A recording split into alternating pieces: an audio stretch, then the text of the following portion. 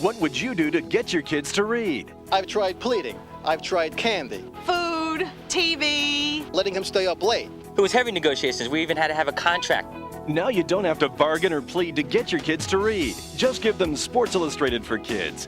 Here's why.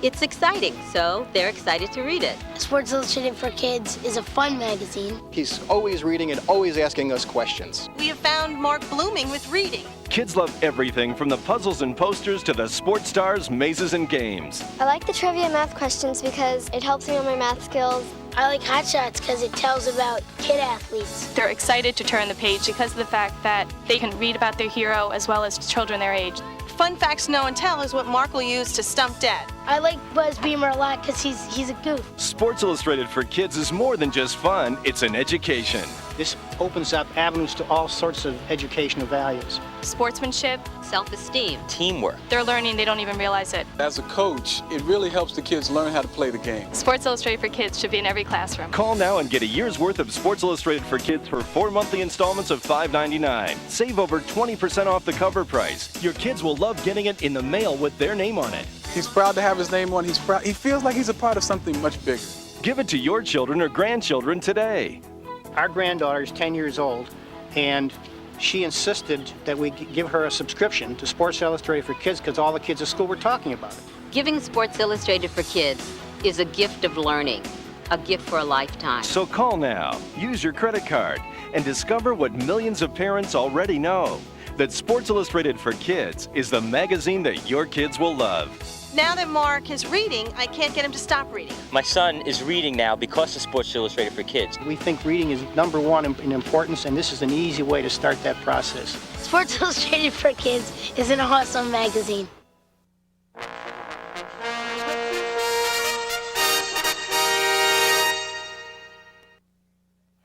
Scott Case has played a whale of a game today, putting the hits on. Out of the shotgun and 4 wide receivers again against the Cowboy nickel with Bates in the middle. Here's a pass in the flat, picked up by the Cowboys. Larry Brown may score at the 30. The Dallas Cowboys have won 3 Super Bowls in 4 years. Will 1996 bring yet another Vince Lombardi trophy? 29 other NFL teams are out to stop them. The National Football League. No other professional sport has such compelling appeal. Witness the artistry.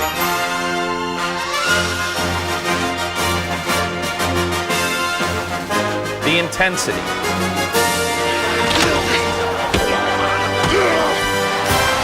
The spectacle. Marcus Allen dives over for the touchdown for Kansas City. His 100th career rushing touchdown. Move over, James Lofton. You've just been passed by Jerry Rice in the record book.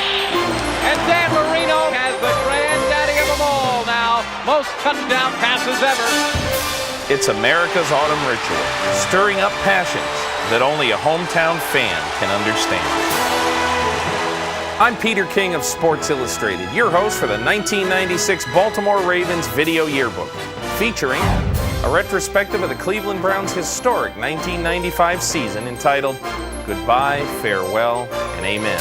Plus, a pair of Browns classics, profiles of Hall of Famer Otto Graham and underrated head coach Blanton Collier. How do today's Ravens stack up against the competition? Let's take a look at the 1996 Baltimore Ravens Video Yearbook.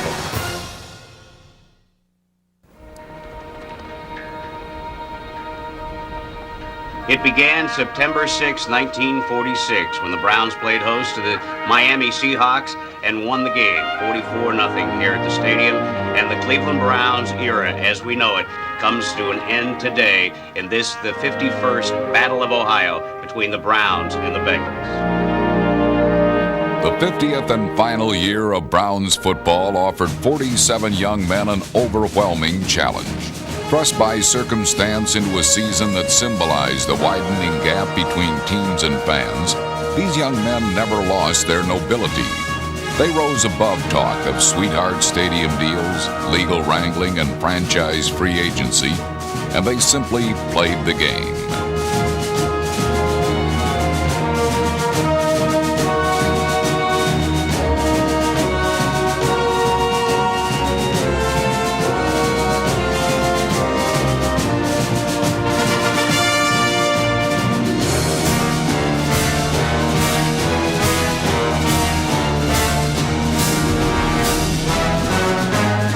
played with heart. They played with dignity. And most important, they played for their fans, a legion of supporters who stuck by the team for 50 years. In 1995, Cleveland lost the football franchise, but they gained 47 heroes, men who proved their most valiant in parting.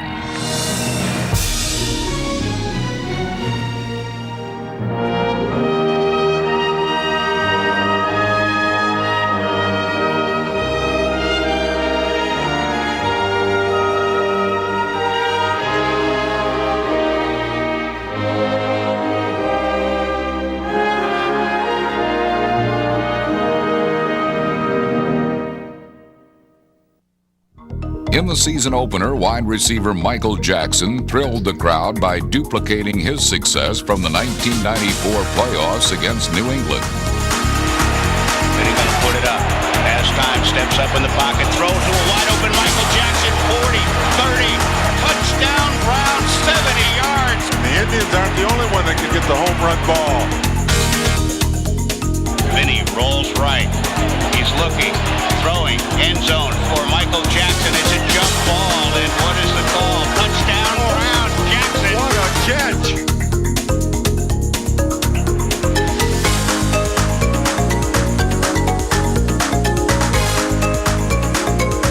The defense showed some muscle, stopping the Patriots short of a touchdown for 59 minutes.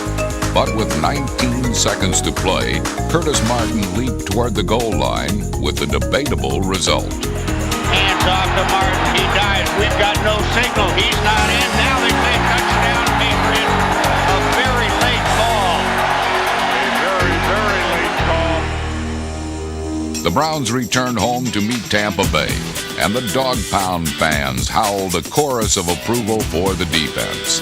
The NFL's toughest team to score on in 1994 looked just as dominant against Trent Dilfer and the Bucs, recording 7 sacks.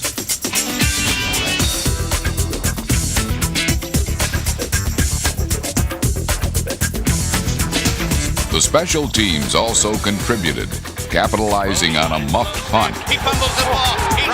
It's loose. Browns have it. Vinny Testaverde, who quarterbacked Tampa Bay for 6 years, has undergone a renaissance in Cleveland, sculpting a masterful 2-touchdown performance. Looking, throws, corner, caught by McCardle, touchdown, Cleveland Browns. Vinny gonna put it up. Has protection, looks, throws deep up the sideline. McCardle wide open, touchdown, Cleveland Browns. A 32-yard strike, his second of the day for Testaverde. In your face, Sam White. Testaverde and Keenan McCardle combined on their 3rd touchdown in 2 games the next week at Houston. And Testaverde to McCardle has become a familiar phrase. Strong safety Stephon Moore put on an exhibition of his own, intercepting his way to an NFL record. Ewer under pressure, steps up, throws down the sideline for Sanders, and it is tipped away and intercepted by Stephon Moore, who now enjoys some illustrious company with 3 picks here in the first half. Running back Leroy Horde had his finest game of the season, and he kept the Browns ahead until the Oilers notched a late score. Then Testaverde and Michael Jackson connected on another game-breaking play. Oilers blitz, steps up, throws, intended for Michael Jackson. Touchdown, Browns! And yes, the Browns have answered. By righting themselves with 2 straight wins, the Browns headed home to face the unbeaten Chiefs, brimming with confidence. Browns, baby! Number 1! Man, they got some dogs out there, boy. Look at that big old number 98 over there. Now, that's a dog over there. Hey, ma'am. It's going to be a long day. Tough day, 60 minutes. We'll be all right. Offensive lineman Orlando Brown, Bob Dahl, Steve Everett, Herman Arby, Warren Williams, and Tony Jones manhandled a Kansas City defensive front that includes 2 Pro Bowlers. The Browns' people movers plowed furrows of open space for Ernest Biner and the ground game. Vinny Hands off to Ernest Biner. Fights off the pile and into the end zone. Touchdown, Ernest Biner. Great spin move at the 5-yard line. Yeah, because they ain't no truck. They started sitting there waiting on the run now. But the Browns proved just as efficient with the pass as Vinny Testaverde continued his amazing early season run. Through 4 games, he completed 59% of his passes for 861 yards and 8 touchdowns. Back to the pocket, throws for Rison. Touchdown, Browns. Andre Rison finds the end zone for the first time in a Browns uniform. The Browns sensed a breakthrough, and they refused to let themselves fold. You ain't hurt, Wallace. Forget about it. Just turn it up. All right, Bone, these guys like to come from behind, so don't let up. No defense now. Come on, put him away. And the defense sent the team that finished with the league's best record to an early bed. Second down and short. Bono, quick drop, throws, intercepted by Gerald Dixon. 10-5 into the end zone. Touchdown, Browns. 1 of the 3 degrees. Gerald Dixon was just sitting all over that run. Slant pattern, picked it off and took it in for 6. And the party has started. 19 seconds later, Mike Caldwell would make sure the festivities would last long into the night by mimicking Dixon's feet.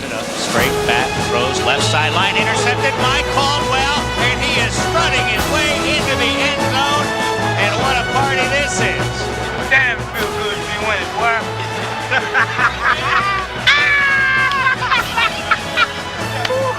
It feels good to be winning. We can only grow from here because, Dre gonna get better. We're gonna believe in ourselves more so. Despite a promising start and high hopes, ominous clouds loomed overhead. The Browns would beat just one more team the rest of the year.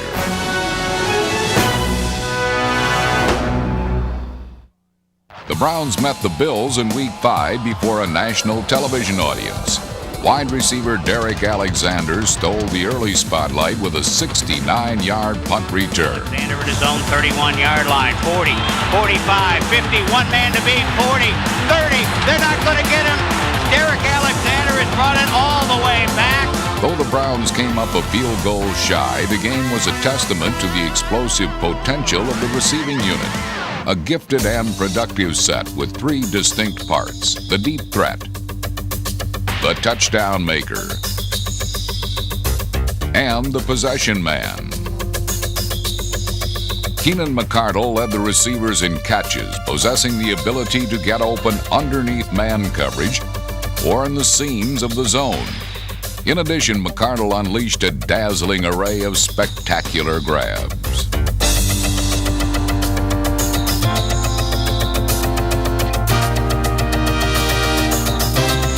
Free agent pickup Andre Rison got behind the defense enough to catch 5 passes of over 40 yards. His speed gave the Browns an added dimension they have lacked in recent years. Throwing deep for Andre Rison, who takes it and puts it away and will be down at the Viking 7-yard line.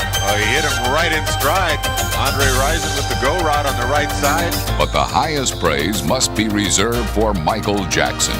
He not only led all receivers in yards, but he scored every 5 times he touched the ball. He's into the end zone untouched. End zone touchdown, Brown. Then he's going to put it up. Chargers blitz picked up nicely. Throwing for Jackson on a fade. Touchdown, Brown. 28 yards. And he Testaverde to Michael Jackson to the left. He sold the post pattern and came back out. As time, looking over the field. Throwing end zone. Has Jackson open. He turns. Has the touchdown, Brown. 37-yard strike. An outstanding catch and throw.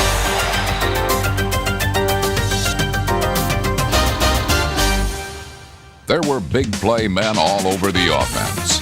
Leroy Horde followed a Pro Bowl 1994 campaign by leading the team in rushing.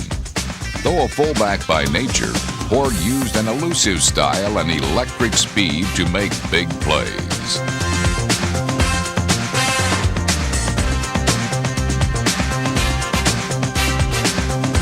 Quality tight end play from Harold Bishop, Frank Hartley, and number 88 Brian Kinchin solidified an offense with multiple weapons.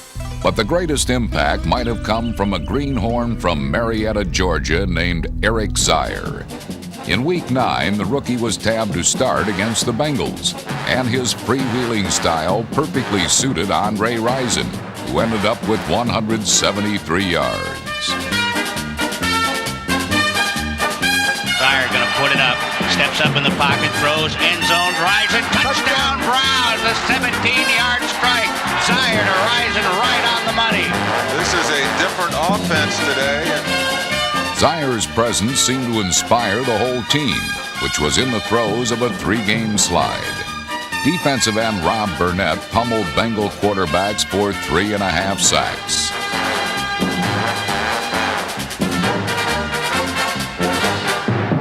Ernest Biner faced a 179-yard rushing attack, and everyone played with a greater sense of purpose. Zire's youthful exuberance was an elixir for the team's lethargy. Playing Biner, nothing to the left, cuts it back, into the end zone, touchdown Brown. Cincinnati scored 10 points in the final minute to gain a tie. But instead of withering under pressure, the Browns reached down and found a new hero. Dana Hall's interception set up Matt Stover's field goal and a fitting cap to a hard-earned victory. Oh my, had them all the way, never a doubt in overtime. The Browns win it 29-26. Doug, a game with so many heroes, and the 3-game losing streak comes to an end in the jungle.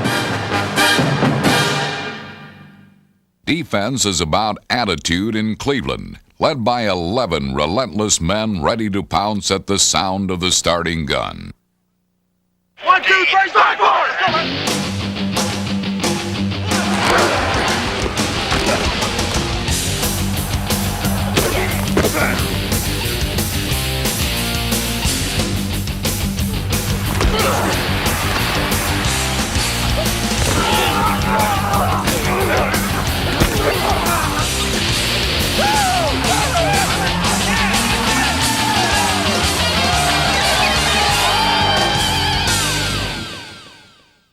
Replacing tackles Michael Dean Perry and James Jones was a daunting task, made easy by number 78 Dan Footman, Larry Webster, and Mike Frederick, aided by linebacker support from 7- and 8-man fronts. Number 73 Tim Goad came in from New England and ably clogged the middle, registering most of his 49 tackles right at the line of scrimmage. Number 98 Anthony Pleasant and number 90 Rob Burnett are a pair of 6th-year bookends. It's unclear which player is quicker to the quarterback. Burnett posted 7.5 sacks using a variety of moves, tricks, and techniques.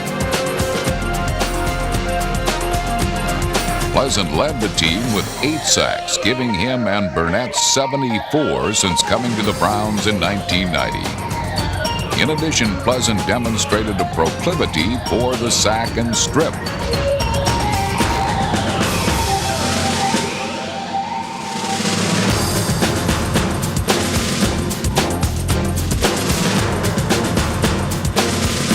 When quarterbacks could get the ball away, linebackers Pepper Johnson, Carl Banks, Gerald Dixon, and Mike Caldwell either pounded the recipient, altered the flight plan, or caught the ball themselves.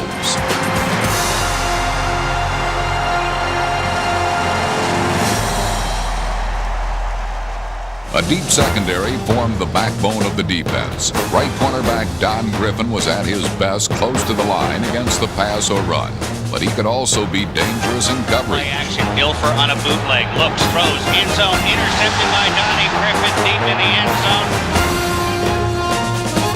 On the left side, Antonio Langham showed no signs of a sophomore jinx, leading the team in passes defended. Before succumbing to a knee injury in Week 9, safety Eric Turner was leading the team in tackles. His absence allowed youngsters like Bashan Adams, Tim Jacobs, and Isaac Booth to gain valuable playing experience. But the star of the secondary was safety Stevan Moore. Thrust into a leadership role this season, Moore did a little of everything. He blitzed the quarterback. He provided run support. He imprinted his helmet on a host of receivers over the middle. Rossi led the team with 5 interceptions, the first 5 of his career. Harris there, no, intercepted by Stevan Moore. Stevan Moore comes up big. Will Fuhr gonna put it up. Right back in the pocket, looks, throws, middle, intercepted by Stevan Moore, and he spins and fights and takes it down. The seeds of future defensive stars are sown on the special teams. Players like Louis Riddick, Eddie Sutter, Rich McKenzie, and number 20 Johnny Thomas have shown their readiness to step up and contribute through their fearless style of play on punts and kickoffs. The leader of this unit was Benny Thompson, who epitomized the heart of the Browns by playing most of the year with his hand in a cast. His courage was a sign of events to come in the trying final weeks of the season. The Browns entered a Week 10 home date with Houston, hoping for a fast finish to the season and a possible playoff berth. The game started with a touchdown to Andre Rison on the opening drive. But earlier in the week, Brown ownership announced a plan to move the franchise to Baltimore in an attempt to obtain more revenue. This distraction proved fatal for the Browns' season. In future weeks, the Browns would continue to slide, making mistakes due not to a lack of effort, but a loss of concentration. It was a textbook example of Murphy's Law. Everything that could go wrong did. Oh, apparently we can't go further south. Very sad day. As Harry Carey once said, you can't ballyhoo a funeral. Idealistic hope gave way to cold fact. The Browns were leaving. Fans were left bewildered and angered, and so were the players. The move offered them a new perspective, a rare opportunity to witness real adversity, real hardship, real sadness. But they thrived in this moment of insight and made the most of their final chance to show Cleveland their passion for the game. In particular, 3 veteran leaders, the heart and soul of the team, gave an example of the indomitable force of pure will. Middle linebacker Pepper Johnson led the team with 130 tackles, giving a consistent effort on the field. But more than that, Johnson led with his demeanor, his feisty spirit that has always made him a tinderbox of emotion. This season, his boundless energy was needed the most.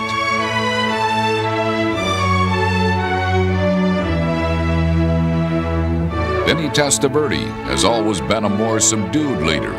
When he was benched in favor of Eric Zaire in Week 9, Vinny did not resort to the usual tactics of petulant stars.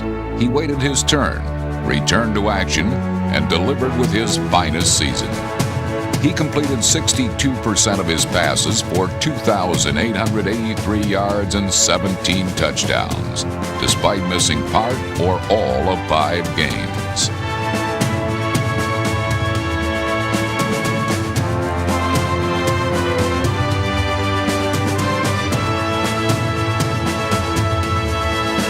It was Ernest Byner's second tour of duty with the Browns, and his indefatigable style was a link to the past. Byner caught 61 passes, most on the team. He led all running backs in touchdowns, and he went all out on every snap of the ball. And he looks right, throws complete to Byner, and Ernest will stroll into the end zone. Zaire, straight back, dumps it middle, Byner wide open, 20-15, 10-5, touchdown Browns. Ernest Byner goes in untouched. And rightfully so that Ernest Byner catches it, because he is one player that will not fold his tent. These core players led the Browns into battle one last time in Cleveland. Hey, program! Souvenir football programs, final edition! 26 years season's ticket holder. I'm going to cut my seat out. You got it, man. Go Browns. Go Browns. Last game in the stadium. Got to show a good performance. Finishing up on a positive note. Turn it up, fellas! Turn it up, fellas! In the twilight of the long history of Cleveland Stadium, the Browns had one thought in mind: preserve the legacy. Fittingly, it was a showcase for the team leaders. Ernest Byner ran for 121 tough yards.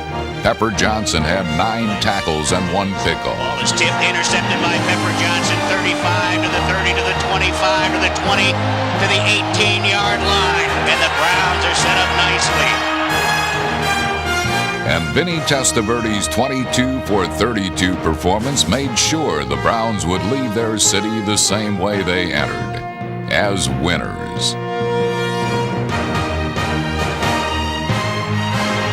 Vinny, play action, looking, throws, Hartley, touchdown, Cleveland Browns. Vinny Testaverde a yard from the tight end from Illinois. I saw the line, the tackle was back. I had to jump over the tackle. And I knew you threw it. So as soon as I jumped over, I looked, the ball was in there. Oh, yeah, baby. He's going to put it up. He's looking, has time, throws, end zone, McCardle, touchdown, Cleveland Browns. 16-yard strike, Testaverde to McCardle. What an amazing turn of events. And quite a few fans are turning their attention to memorabilia at this point, Doug. There are whole sections here now without seats as they want to take a part of this storied place home with them.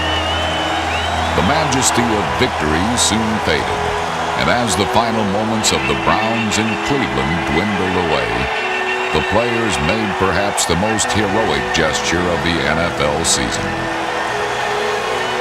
As Dana Hall and several other players now head to the dog pound. This is quite a scene. Everyone is on their feet as the players continue to walk up in front of the dog pound. They just want to hold on to the memories, see some of the players for the final time. They just want to sit and stay warm in the memories of so many years. Nobody wants to let this moment go. Nobody wants this team to go. Nobody inside these walls. In the end, time ran out on the Cleveland Browns. The wood, brick, and concrete stadium on West 3rd Street now houses bare, ruined choirs whistling softly of years gone by. But the memories of the 1995 Browns, the constant reminders of their courage, will never leave the hearts and minds of the citizens of Cleveland. The late Paul Brown was the architect of this franchise, and his influence lay heavy on his many disciples. Quarterback Otto Graham was Brown's voice on the field, and he led his team to 10 championship games in 10 consecutive seasons. Longtime assistant Blanton Collier took over as head coach in 1963, and he paid immediate dividends, capturing an NFL title in 1964. Both Graham and Collier exemplify the tradition of excellence that's been this franchise's trademark since the beginning. When it comes to winning, no quarterback in NFL history can equal the stature of Otto Graham. In each of his 10 pro seasons, Graham guided Cleveland to a championship game. After dominating the old All-America Conference, the Browns joined the NFL in 1950, and the clean-cut quarterback helped them maintain a dynasty. When our old conference joined the NFL, I think we would have played for a keg of beer, me in my case a chocolate milkshake, or anything just to prove we had a good football team. Otto was really the greatest of all the players. No man ever took a team into the final game of the season as many times as he did. They call it the Super Bowl today. In those days, it was called the World Championship. If you take a team to the championship every year for 10 straight years, sure, you have to have some pride, no question about that. And my personality was such that I think I was always kind of cool under pressure. But I've always said that you have to have the confidence that you will do good, but at the same time, inside you have to have the fear that you might fail. Only once in my whole life did I ever go down to a football game and not go to the bathroom every 5 seconds before the game. Graham wasn't the type to discuss his personal hygiene in public. He was an all-American boy and a family man whose wholesome values made him the Jack Armstrong of the post-war era.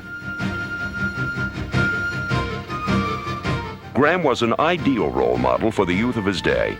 But when he laced up his cleats, he was hardly a goody two-shoes.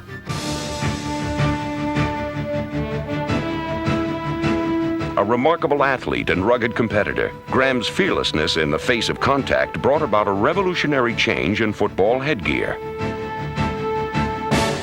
I'm the first guy who wore a face mask. I hurt my lip, got a cut 12 or 13 stitches against the 49ers. Paul Brown came up with a great big plastic thing about 2 inches high, ½ inch thick. He molded it on there for the next game. And I've heard players say, you're not a football player until you get some of your teeth knocked out.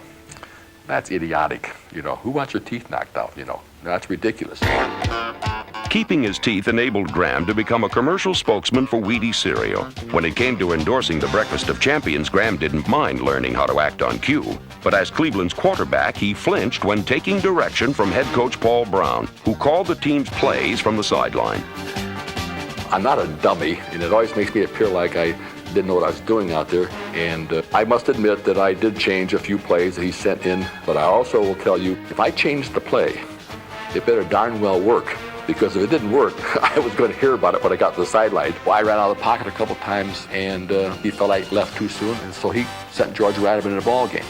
I sit down on the bench, and I'm no more than 3 yards away from him. He turned and said to an assistant coach, well, at least now we have somebody in there at quarterback who has guts enough to stay in the pocket. If I had a gun, I would have shot him. But the Brown-Graham relationship provided the foundation for an indestructible powerhouse. In the 128 games that Graham played as a professional, the Browns produced 104 victories. He retired after the 1955 title game, and though he left the stage a winner to a round of applause, his coach's farewell line was far from dramatic. We played for the World's Championship, and he really had a great day. It was a big score. In courtesy to honor him, they took him out, and these were rival fans, but they gave him a standing ovation. And when he got to the sideline, he came over to me, walked up and said, thanks, Coach. And I said, thank you too, Otto. That's all that was said. Winning made Otto Graham the greatest quarterback to ever answer the call to arms.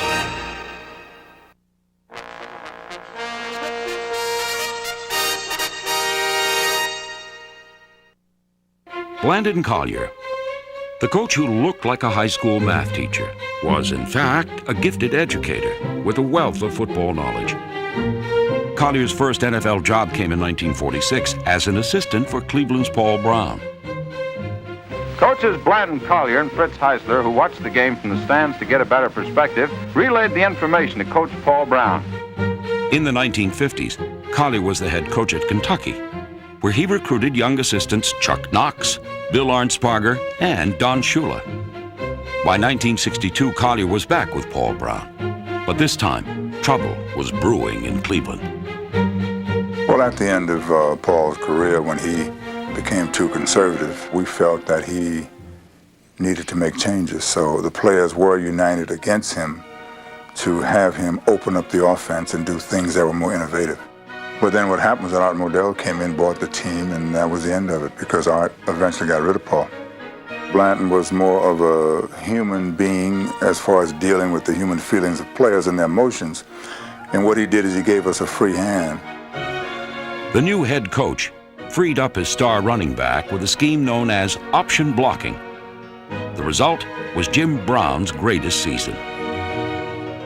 He created option blocking, which was a godsend to me because it allowed me to pick the hole. And it allowed the blockers to block the men in any direction that they wanted to go. And I had about a 9-point average on that particular play. And I felt that if I'd had option blocking throughout my career, it would have been an unbelievable career. Collier's Browns improved in all areas. In 1964, they won the NFL championship. He was the ultimate teacher.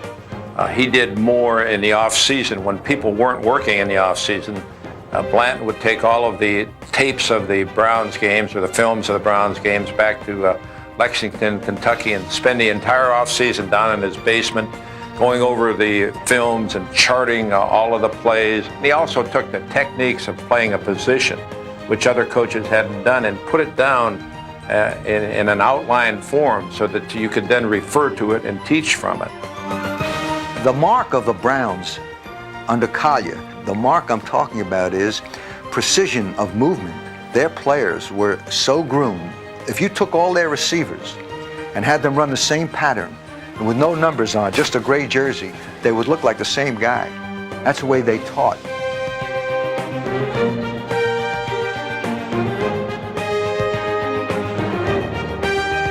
People are always talking about the Browns' offense, but actually the Brown defense never got credit for always being one of the top blue-chip defenses, and Collier was the architect of that. His linebackers were better drilled than any teams that I had to go against. Critics said that Collier inherited a good team and simply fine-tuned it. But Cleveland's back-to-back Eastern Conference champions of the late 60s were developed by Blanton Collier. His most notable players were two future Hall of Famers, running back Leroy Kelly, who took over when Jim Brown retired and produced 3 straight 1,000-yard seasons, and the great wide receiver Paul Warfield.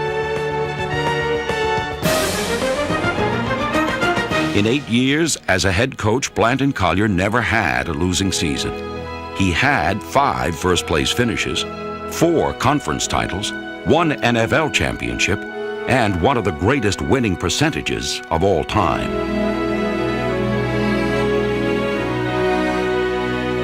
I had great respect for him, and I cared a lot for him. I respected him a lot because he did have the human qualities. The players loved him. He had no ego.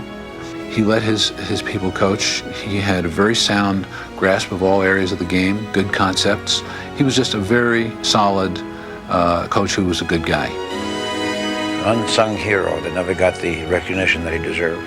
Blanton Collier will be in my mind and my heart as one of my all-time best friends, a man who was a giant in his own way, very, very unacknowledged. Knew more football than any man I've ever known since